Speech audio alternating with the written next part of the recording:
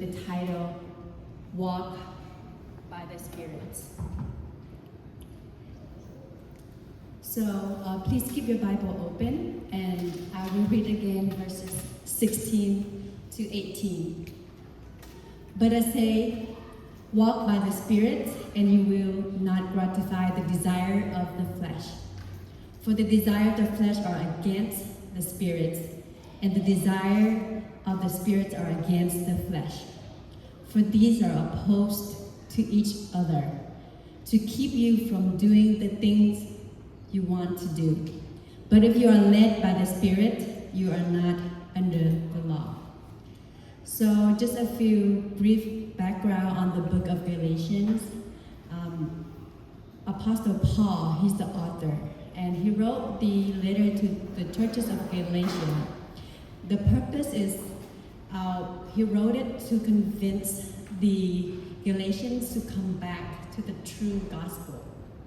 That salvation is by God's grace through faith in Jesus Christ alone, not by the work of the law. And this was important to the churches back then because at that time there were false teachers who came and distorted the gospel by telling them and forced them to adopt the law, specifically to be circumcised.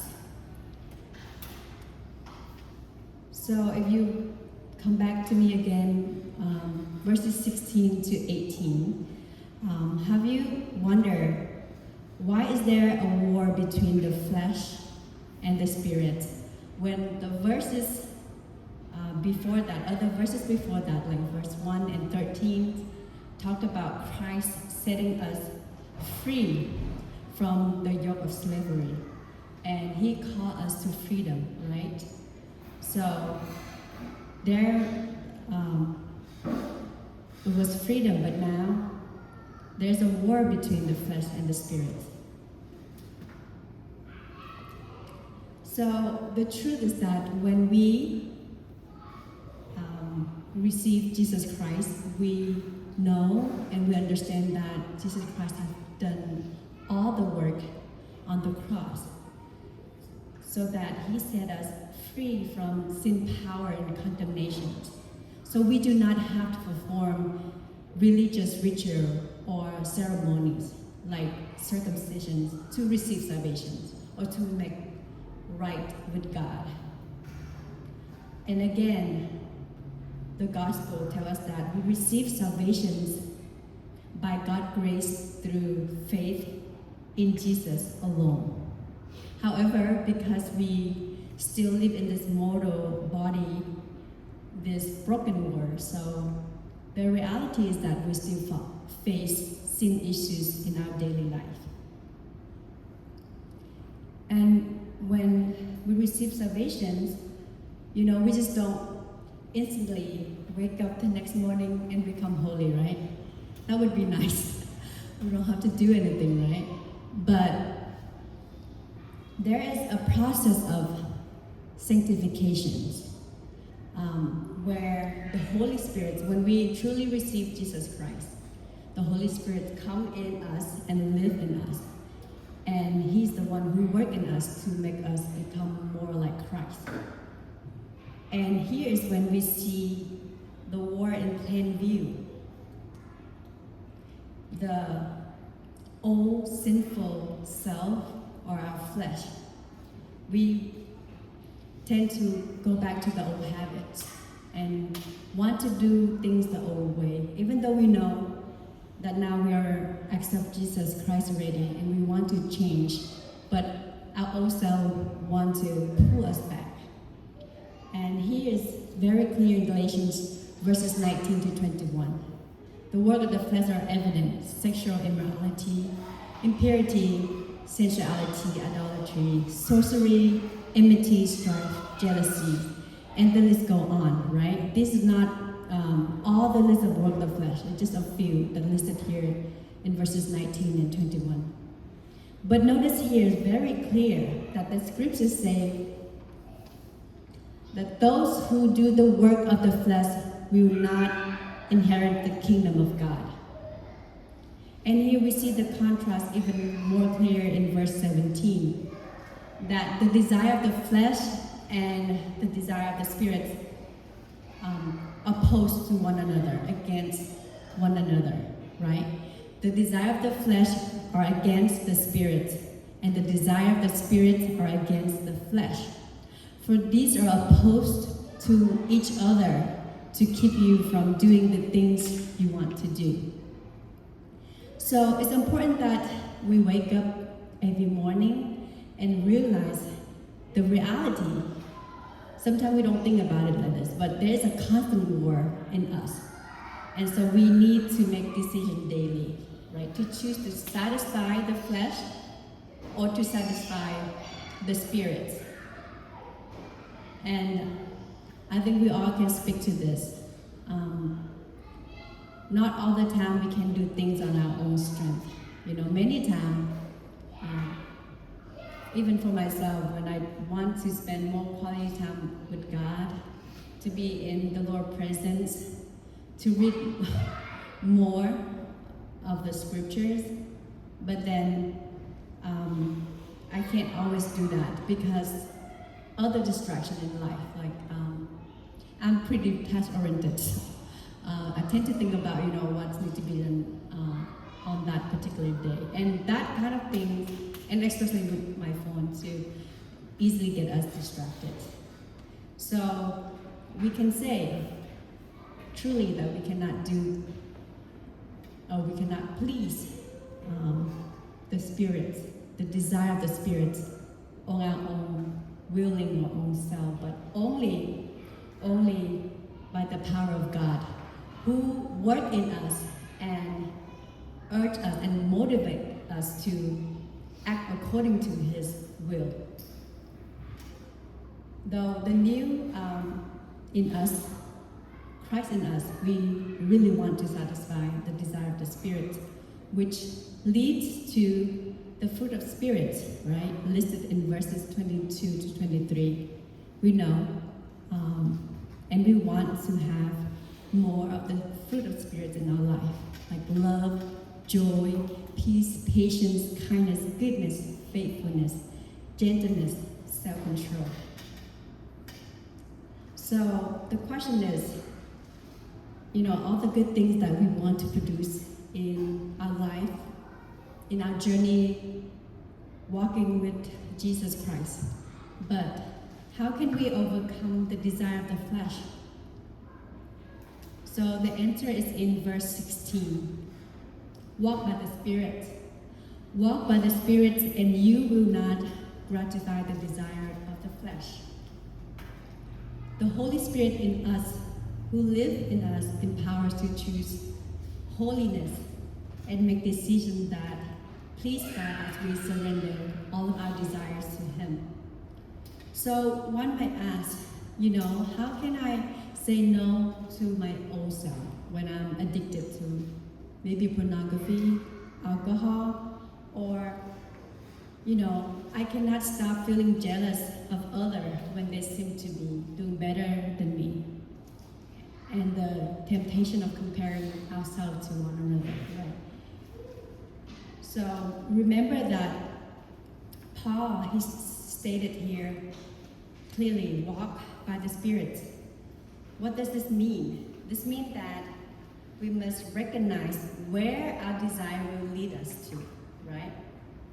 Those with fleshly desire will not inherit the kingdom of God, where spiritual desire leads to producing virtues, the fruit of the Spirit, like we mentioned earlier. So we can think about it like this. When we change our new shirt, we first need to remove, get rid of the old dirty shirt, right, before we put on the new shirts. You don't see anyone, I hope we don't just put a new shirt on top of, the old dirty shirts. And similarly, before we can walk by the Spirit, we must crucify that old self, that all of that passion and desire, the fleshly desire, with Christ on the cross, and invite Him into our life. So as I was thinking about this, one application for me is literally get up and walk when I'm tempted, like walk away when I'm tempted to do something that I know is not pleasing to the Lord or the work of the flesh. For example, we have those moments where we just want to lay in bed for hours and hours, or on the couch, and especially when we have the phone with us, right? We're tempted to look at videos after videos, we scroll, and then we're tempted to maybe text someone to complain or to gossip about something. And when moments like that come, it's better for us to get up and walk away from that, go to the kitchen, like doing something in a way productive, right? Wash the dishes, make food, turn on worship music. At our household, we love worship music. Even Nathan Levi, and every now and then they would request the song that they want during their playtime too. So here, when we do that, when we walk away from the temptations, what are we doing? We redirect our attention to something else. And sometimes it could mean that we literally need to go walk outside and take a walk and ask the Holy Spirit to calm you down. The moments when we are angry, when we are frustrated, we're easy to fall into the trap and commit sin, right? So when we understand where our actions lead to, and realize that, and ask the Holy Spirit to help us to surrender all of the desires to Him. And we're not fighting the battle alone, right? We have the Holy Spirit in us who fight for us and with us, right? And every day, when we think about, we have so many things to make a decision, from big to small, even like what to eat. Sometimes, when things get busy, you tend to just want to eat something quick and fast. And, things like that. It's even a decision, right? But we don't have to feel overwhelmed and defeated by our fleshly desire when we choose to listen and obey the Holy Spirit's guidance, to choose the desire of the Spirit.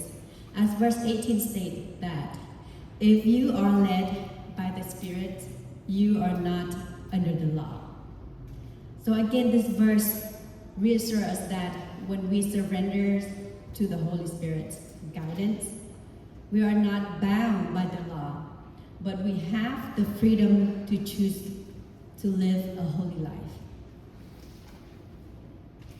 Some of you here probably knew about Anyi's story, and for tonight I want to share his story. That if you didn't know, he was detained by ICE for a very long time, like 8 months. It was the second time that he got detained. The first time, I think it was 2017. That's when they had their first daughter. She was only a few months. And then it happened again the second time. And his wife was pregnant with their fourth child. And so, a couple of weeks ago, he eventually got deported back to Vietnam. And for us who served with him in Israel camp, and for you guys who have heard his testimony before, we love Anyi, and we know that he's a changed person after he met Jesus Christ in prisons.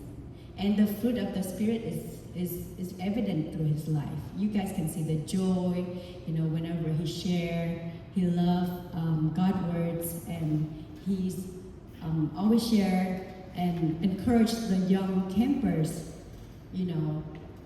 to not in a way follow his path before. When he hang out with the wrong crowd and got trouble with the law. And one of the things that he said when he was ready to be deported, he said that, I don't hate our government or anyone, I just wish the policy was better for people who want a second chance. And when we break the law in this society, a second chance is not always guaranteed, like in a case. Even though many people, his church family and even his boss at work too, they can all testify, how he have changed and become good citizens. But then in his case, he didn't have the second chance to stay back here in the USA, but he had to go back to Vietnam. So from An Yi's story, I want to encourage myself and all of us here, to always ask questions before we make decisions. Questions like, what am I about to do? Where is this will lead me to? Is this my self-interest? My self-serving motivations? Or is this like fleshly desire? Is this spiritual desire? Is it benefit me more and not other? Those are the questions, especially when you come to big things to decide on.